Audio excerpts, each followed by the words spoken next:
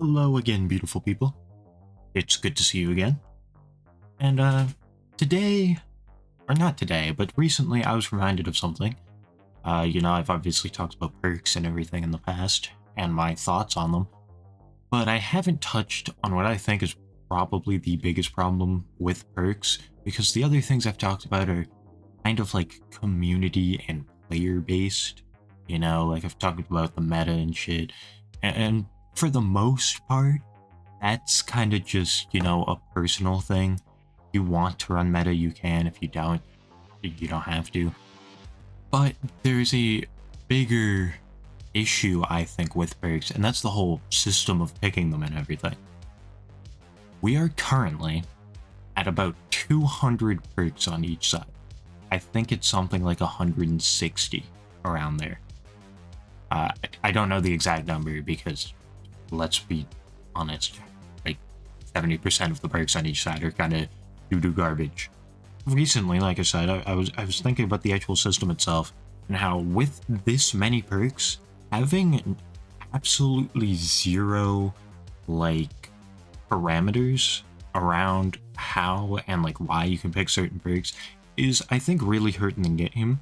And if we introduced a newer perk system that actually made it so you had to run different things, I think it would substantially change how the game is approached from both sides and essentially eliminate the problem of metas becoming exceptionally stale and everything, because now you would have to actually think about what you're bringing into the match. You can just throw random things on. So currently, like I said, in the current state of the game, is you just throw on whatever perks you want on either side. You just pick 4 perks and you go. I think introducing some sort of a limitation is probably the best thing we can do. And not just limiting the perks you can bring, but do something like the first idea I thought of like probably years ago when I was first like thinking about DBD compared to other games and shit is a lot of other games will have sort of categorized perks, so like in DBD on like the killer side you have slow down and then chase perks and then tracking perks and all that stuff, and then you can only bring one slow down perk into the game. And while I think that could work, it's not the system I'm most keen on, because that's very limiting. It's especially limiting because there's some perks like tracking perks where I feel like a lot of tracking perks are sort of not that good compared to other tracking perks. Same thing with slowdown perks. Like if you limit it so you can only bring a singular slowdown perk, everybody's just going to bring either Pain Res or Pop or Grim Embrace. One of the three, nothing's really going to change. So the idea that I think is much better and has actually been done in another ASIM is sort of the like perk point system that VHS actually did a while ago. RIP VHS, that game was fun as fuck. It's dead now, so who cares? But they actually had a pretty ingenious way of doing a perk system for a game like this that I'm surprised I haven't seen again. For anybody who didn't play VHS, or maybe you just weren't into ASIMs when it came out or whatever the case may be, VHS had a system where you could pick up to 5 perks, and then every single perk had a specific like point count to it. And then so you had a limited amount of points, and every time you picked a perk, it would take away like the perk points, like the amount of perk points a perk had. So for DBD, this would be like in VHS, it was 35. So if you did 35 as well, it'd be like, okay, DS is really good.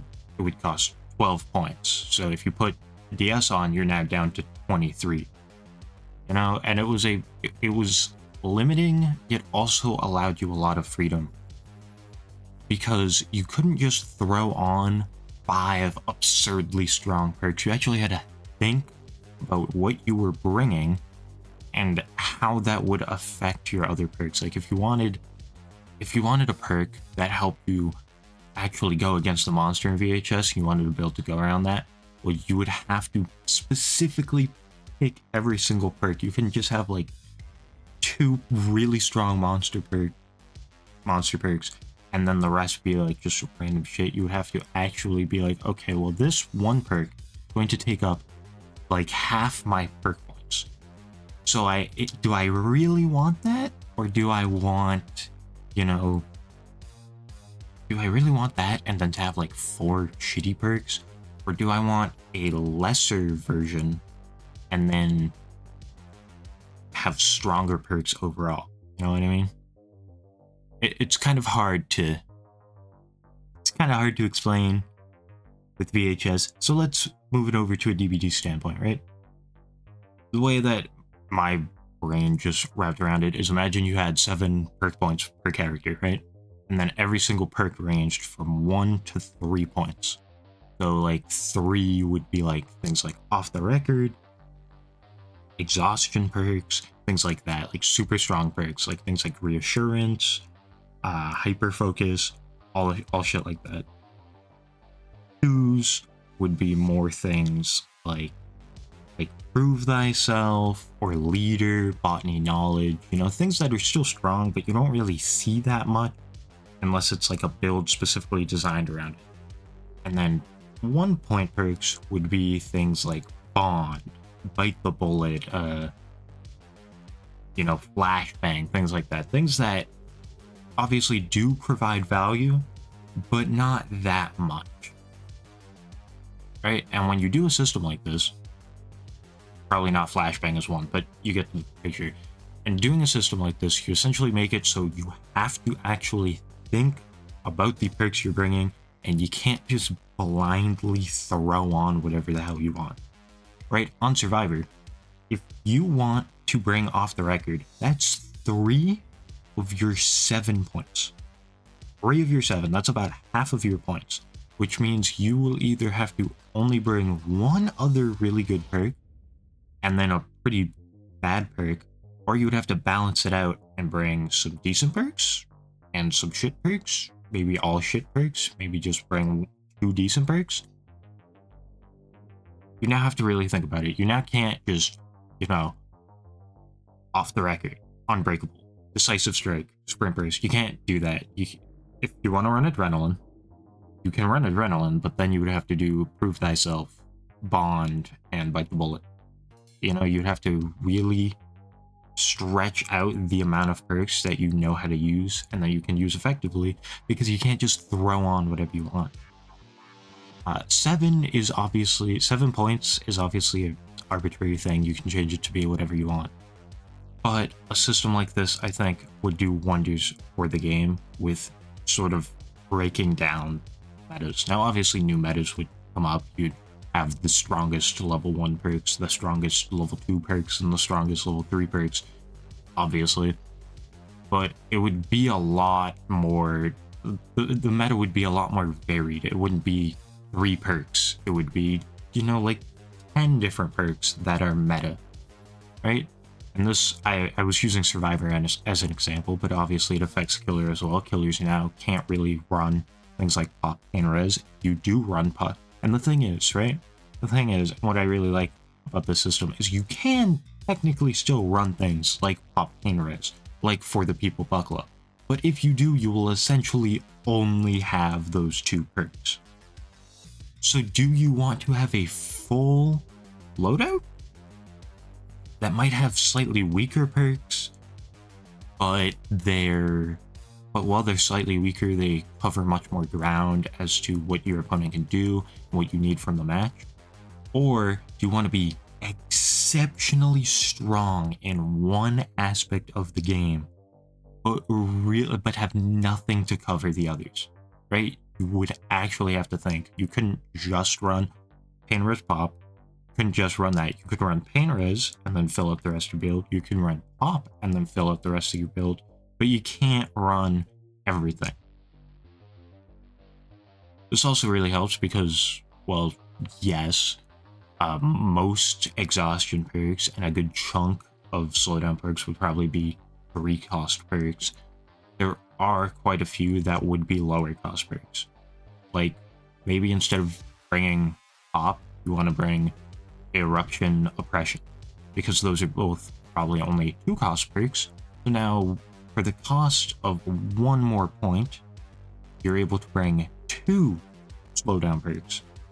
And they may not be the best thing in the world, but it covers a lot more ground than just Pop does. Or on the Survivor side, you could have things like, yeah, maybe Sprint Burst is a 3 cost perk, but Overcome only costs 2. So now, okay, do I want my Exhaustion perk to be much more in my control and seemingly useful, or do I want it to cost a little less so the rest of my perks can be better, but my Exhaustion perk is going to be a little weaker? And honestly, the final thing, and I think probably the biggest thing when I was thinking about this recently, is how you could balance perks. Think about DS in the current state it's in. It's currently being buffed to 5 seconds. I believe that's coming out like a day or 2 after I post this. So, shout out to DS, I guess. So it's being buffed up again to 5 seconds from 3. Now, instead of buffing it that way, imagine if it was a 3 cost perk, and then they went, okay, well, it's just being outshined by Off the Record and even Dead Hard. So why don't we make it, instead of a 3 cost perk, let's make it a 2 cost perk. So now, you have the slightly harder to use Decisive Strike, but it's cheaper. And then you have the easier to use, more solid value Off the Record, but it's very expensive. So are you going to go for the insanely strong anti-tunnel perk that's going to eat up a lot of your points? Or are you going to go for the slightly weaker one that leaves you open for more variety in the rest of your build and for other aspects of the game? I think doing this will cause perk selection to vary drastically, and it'll also, I honestly think, come up with some really cool metas, because if you think about it, you can still pick 2 really strong perks, but imagine some weird ass meta where the sort of like optimal build for like killer is like, it is some shit like Pain Res, Bamboozle, Quick Gambit, because those are like the 3 perks you can run that work pretty well together. Some weird shit like that. I think it would cause some great variety to be introduced into the game, and some really cool and interesting perk combinations that we haven't really seen yet. But that's all I got for you. Now, I don't make these videos just to spout my nonsense like some broken record. I make these types of videos so I can hear from the community and actually see if people agree with me, what other people think. So, as always, comment. I fucking love interacting with you. You guys probably know that I usually read almost every single comment, and I respond to virtually every single comment, and this video will be no different. Also, the follow-up to that Sadako video I released on Friday, I believe it was, is going to be coming out this Friday as I go through all the responses, figure out, you know, who's a genius, who isn't, and all that good shit. So expect that on Friday. And with that being said, like, comment, subscribe, as always, really appreciate it. We've been growing so much. I can't even put into words how much I appreciate you guys for that. And I will see you in the next one.